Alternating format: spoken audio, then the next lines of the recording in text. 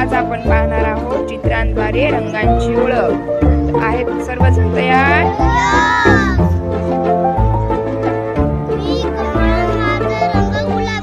छान छान. सर्वांनी टाळ्या वाजवा.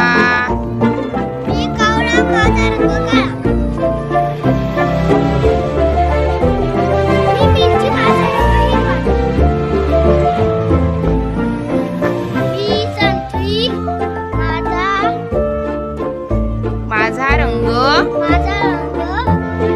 भगवा.